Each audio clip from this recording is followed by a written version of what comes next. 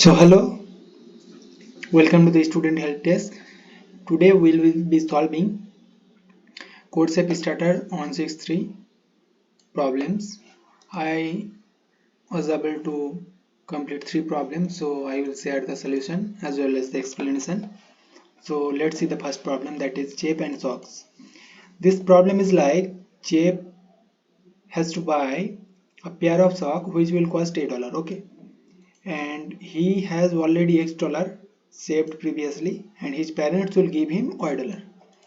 So you think that if x plus y, that means her previously saved rupees and the rupees her parent will give, if both of their summation is greater than or equal to a, then he will be able to buy the socks. That's the solution. And here you can see $58 is the cost of the socks, and he already saved $40 and her parents will give $88. Definitely he will able to buy the socks. That is output is yes. Okay, here see the solution. You take input in a, that is the price of the socks, and her saved dollar in x, and her the amount her parent will give is y. Okay, and if there is a, that is price of the socks is less than or equal to total money of chef, then he will be able to buy the socks, otherwise no. That's about it. Okay, next problem, that is binary sum. This problem states that you are given two integer n and k, and you have to consider a binary string of size n where s1 to sn sum will be k, and there is one more constant, that is si cannot be equal to si plus 1, that is meaning no two adjacent digits are equal. So you are thinking that there must be alternately 0 and 1 in the string. That is for let's see the on test case, that is for first test case, that is 5 comma 2, n is 5 and k is 2. Okay, so 5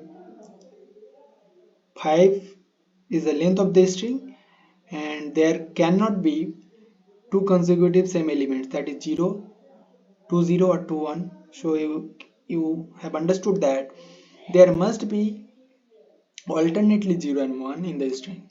That's it. Okay, so here is the possible solution, that is 1 plus 1 is 2, and here the value of k is also 2, so this is possible. Okay, next consider another one, that is this.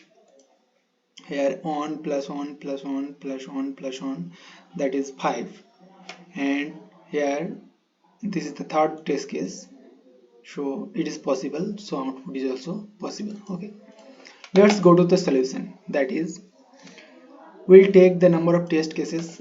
First line is the number of test cases.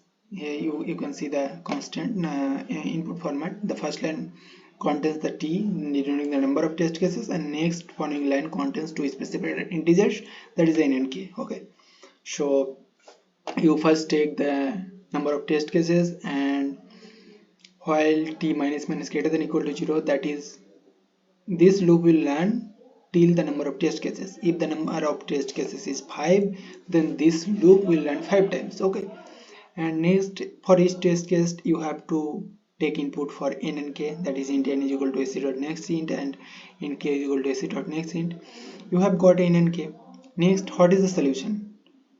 That is if n plus 1 by 2 equal k, n plus 1 by 2 equal k, then he will be able to find the s1 to sn equal to k. And another possible is if n by 2 plus k n by 2 equal k, then you will also be able to get the summation equal to k. Okay, so this is the solution about it. Okay, next go to the third problem. Third problem is like greedy approach we have tried and solved using the priority queue. Okay, so this problem, let's break down the problem. Okay, the problem states that there are n different types of coins, and ith type of coin or AI dollar, and you have BI coins of this type. Okay. Next, there is an item X which cost X that you would like to buy. What is the minimum number of distinct types of coin you need to buy it? If it is not possible to buy, then no matter what, print -1. That's about it. So you have N, which is the number of different types of coins, and you have X, that is the cost item of the cost of the item which you want to buy, and there will be two array, AI and BI. AI is the AI is the value of AI, ith value or of the coin, ith coin in AI, and BI will contain the number of coin you have, the ith coin. Okay, number of coins you have, number of count of that coins. Okay, in BI. That's about it. So how will we approach this problem? Let's go to the input. The first line contains the number of test cases T, and each line contains the first line of each test case contain two specified in an X.